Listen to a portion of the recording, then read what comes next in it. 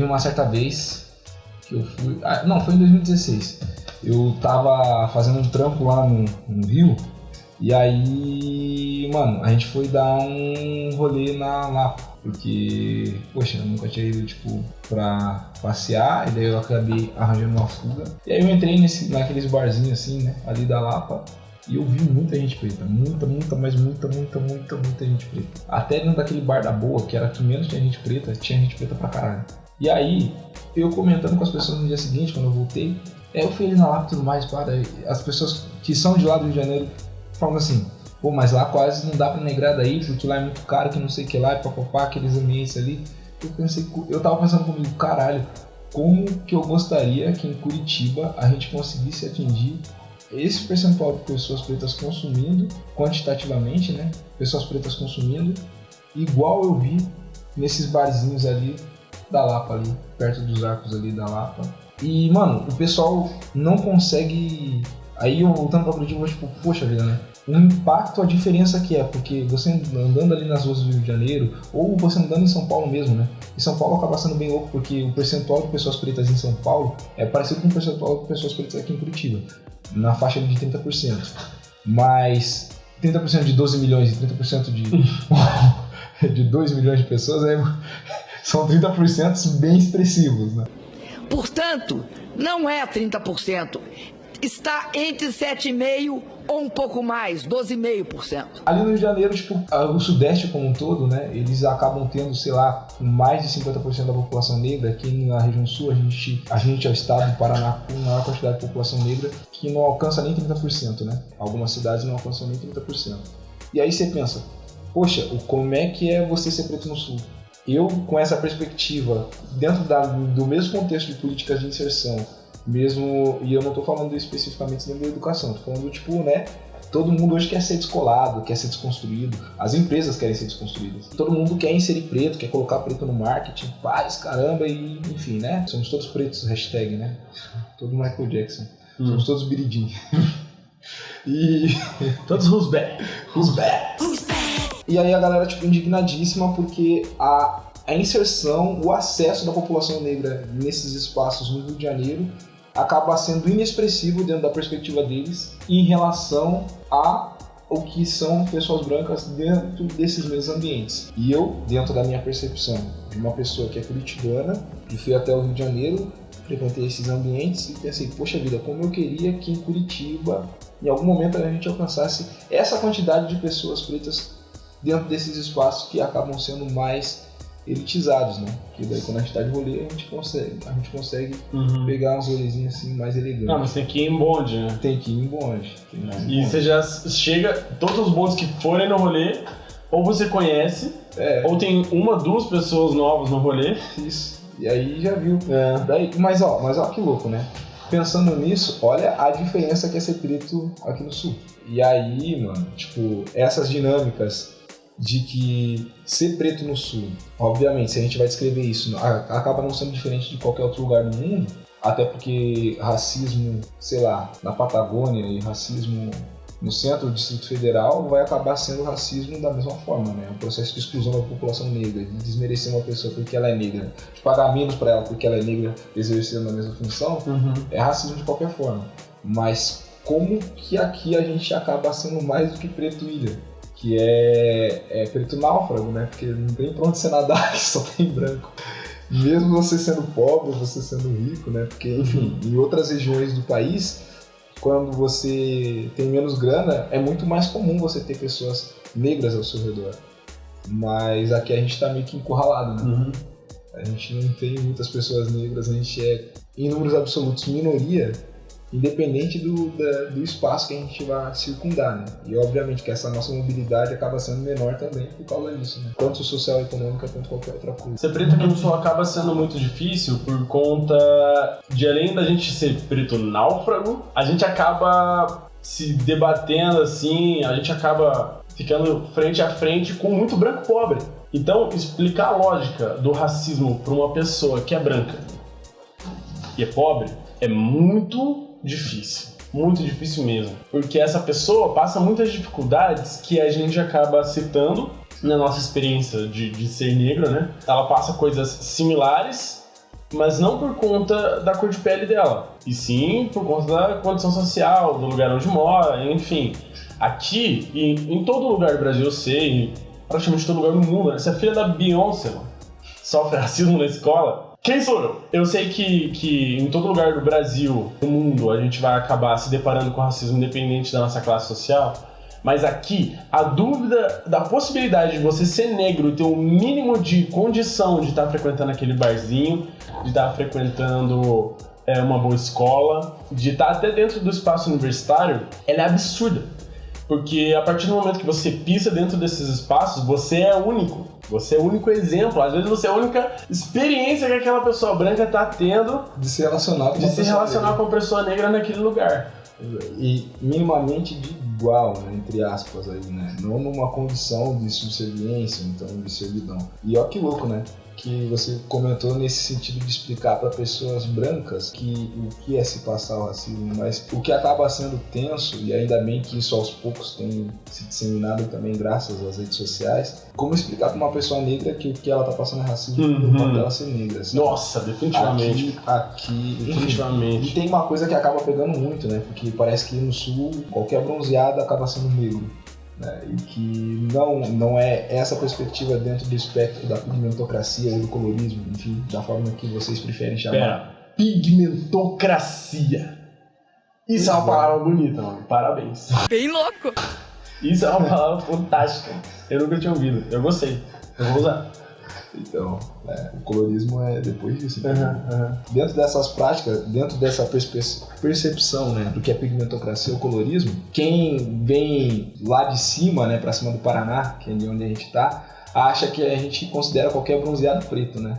Qualquer bronzeado negro, sendo que não é bem assim que é. A gente não é BGA não, porra. Enfim, e mais pessoas que são negras aqui mesmo, né, por mais claras que sejam seu tom de pele, e obviamente que por uma lógica óbvia do racismo, elas querem sempre se aproximar muito mais com pessoas brancas do que com pessoas negras, a gente compreende do porquê dessa dinâmica racial, ela querer se defender, ou então querer se jogar pro lado das pessoas que são brancas, porque todo mundo quer ser contemplado dentro desse sistema que é de violência. Só que o que rola, que acaba sendo tenso pra caramba, também acaba sendo difícil para você explicar para aquela pessoa negra o que ela passa pelo fato dela ser negra, né? Mas e aí é independente dela ser mais clara ou mais escura, né? Simples e unicamente é aquela tentativa de você sair do alvo do vilão, né? Tipo, o corpo do vilão é esse corpo negro constantemente e ninguém mais quer ser alvo. E aí, obviamente, né, que essas estratégias de defesa, elas estão dentro dessa parada aí. Daí, não, cara, eu não quero ficar me vitimizando assim. Sempre não, cara, não foi bem isso que ele disse. Ele é meu amigo há tanto tempo. Ou então, poxa, né, caramba, não, mas ele me trata bem. Ó, ele é meu chefe, ele me chama pra almoçar junto. Né? Macaquinho é um apelido carinhoso. Nossa senhora. You know what? This is a color-free zone here. Stanley, I don't look at you as another race. Quando ele solta aquelas piadinhas ali, é só porque a gente é amigo. Se a gente não fosse amigo, ele nem ia ter essas intimidades. Então tem que considerar isso quase como um agradecimento. Acaba sendo mais constante isso acontecer aqui na região sul. Mas assim, é óbvio que explicar com palavras é muito diferente de você vir até Curitiba e vir pra cá. E é óbvio que esse daqui não é o melhor marketing de turismo que a gente tá fazendo também, né? Aqui é legal, cara. Vem pra cá. Enfim, é legal porque eu tô aqui, galera. Poxa, né? Mas é óbvio, né? Tipo, as dificuldades que uma pessoa negra vai ter aqui acaba sendo a mesma dificuldade que uma pessoa negra tem em todo e qualquer lugar racista. A gente não quer dizer que aqui é pior. A gente quer dizer que aqui é diferente. E acaba sendo sensivelmente, mas aí é uma questão mais tácita aqui, assim, né? Tipo, você tem que estar aqui e sentir o que é essa atmosfera de Curitiba. Fria, inclusive. Né?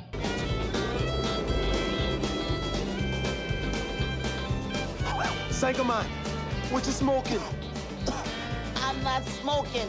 I'm breathing. Pra entender o que é esse ser preto no sul, o que é ser preto em Santa Catarina, no Rio Grande do Sul, aqui no Paraná mesmo, né? E a vantagem de ser preto no sul, você ser preto aqui, estando no sul, é porque você tem a possibilidade maior de encontrar pessoas bonitas como eu aqui no sul. Né? E aí, quem sabe, né? Se você morasse em Curitiba, você se barrava comigo e ia ficar muito feliz. Você ia ser muito mais feliz. Com certeza. Com certeza. Assim, uma das... eu não sei se a gente pode citar isso como uma vantagem, Mas uma das coisas curiosas de ser negro aqui, a partir do momento que você entende que você é negro, você começa a frequentar esses espaços onde tem mais gente negra, é que você conhece todo mundo. E a parte ruim é que você conhece todo mundo. Good morning, my neighbors! Hey, fuck you! Yes! Yes! Fuck you too! Mas né, não é um bicho de 7 cabeças. Todo mundo que é preto, no caso. Todo mundo que é preto, pelo amor de Deus, né? A gente acaba indo em bonde nos rolês. Não sei se isso é uma parada que você aí de Salvador gosta de fazer, né? Chamar uma galera preta, porque essa galera é preta pra ir em tal lugar. Eu acho que vocês, sei lá, devem chamar os amigos pra ir em tal lugar, porque os amigos provavelmente são negros. Pois é, uma experiência que vingou aqui em Curitiba, que ficou muito interessante, foi os almoços das famílias pretas que eu Nossa, aqui. sim. Tipo, um monte de gente preta que não se conhecia, não sabia da existência um do outro, e que acabava indo nesses almoços das famílias pretas porque era um rolê tipo de preto, entendeu?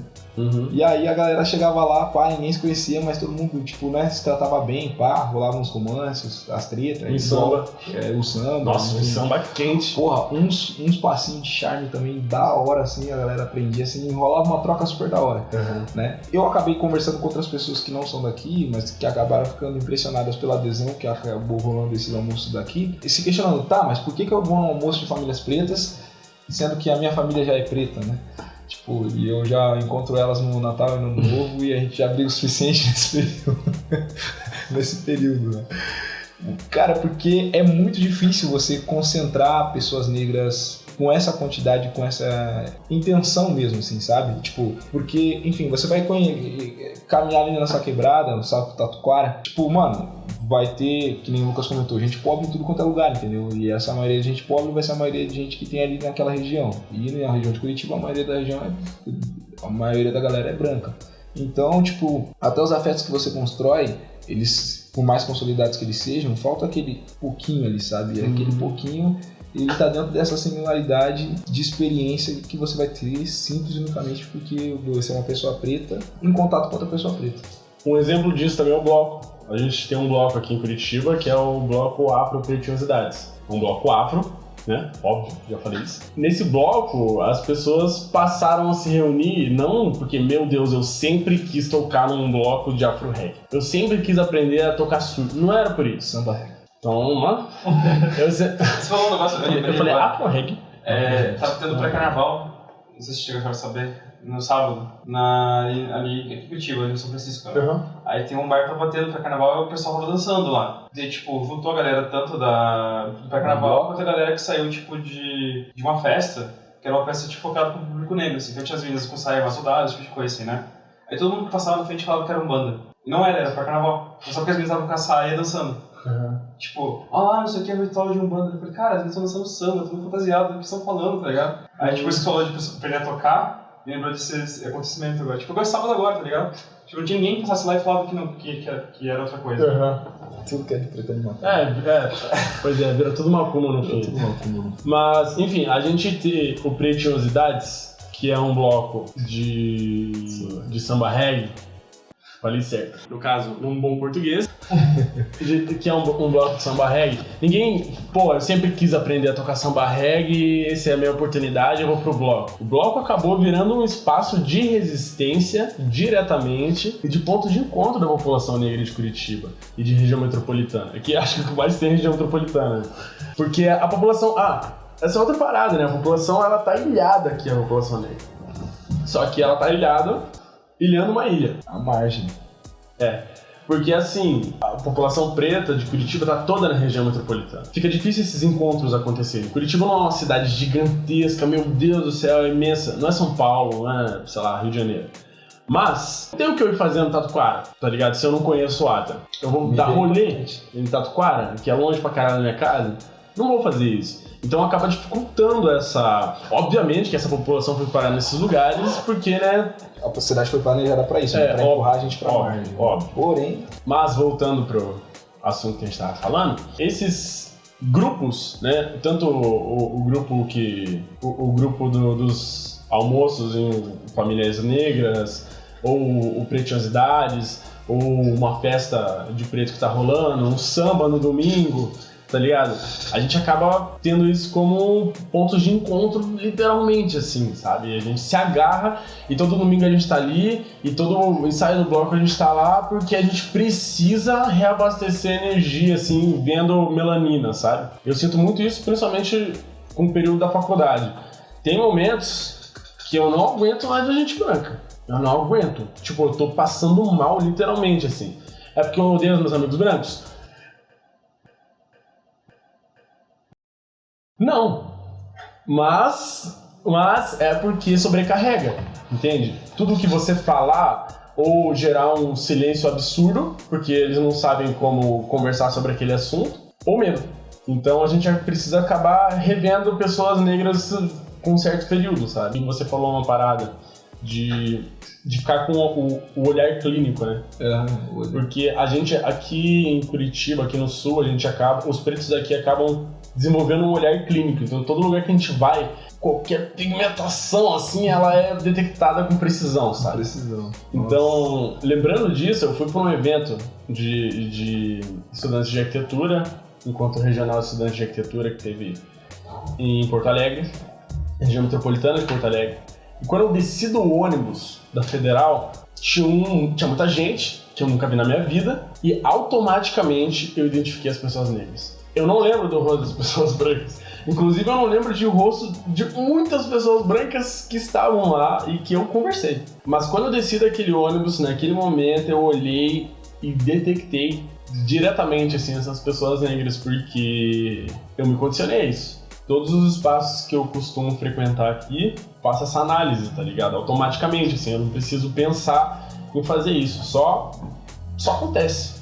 Eu olho, preto, onde tem um, pum, achei. Vou me enturmar, vou tentar, sabe, trocar o olhar, me aproximar. Então, a gente aqui em Curitiba, no sul do Brasil, a gente acaba fazendo isso com muita frequência ou sempre, porque é muito mais raro, né, a gente se encontrar, né, dentro desses espaços. Eu imagino que isso também aconteça em outros lugares do Brasil, mas aqui o negócio é vicioso, tá ligado? Você precisa disso. Pra questão de saúde também, assim. Eu não gosto de frequentar espaços onde só tem gente branca. Eu me sinto absolutamente desconfortável. Eu me sinto uma pessoa branca indo num espaço onde só tem gente negra. Mas como eu passei a vida inteira só indo em espaços onde tem gente branca e hoje, com 22 anos, eu consigo ter esse filtro, né? Esse negrômetro, e achar essas pessoas pretas em qualquer espaço, hoje me dá desconforto real frequentar um espaço onde só tem gente branca. É a primeira coisa que eu percebo e é uma coisa que me incomoda bastante.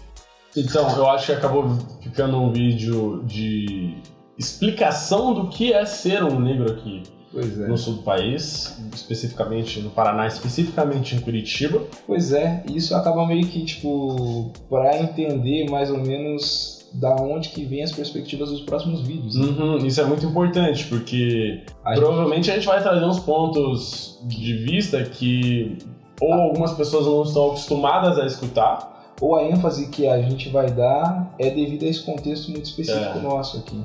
Acaba sendo meio que talvez uma primeira conversa, ou então a única conversa que você vai querer ter com a gente. Comenta aí, você que tá vendo a gente, independente do lugar que você esteja. Comenta aí com a gente alguma experiência que você teve.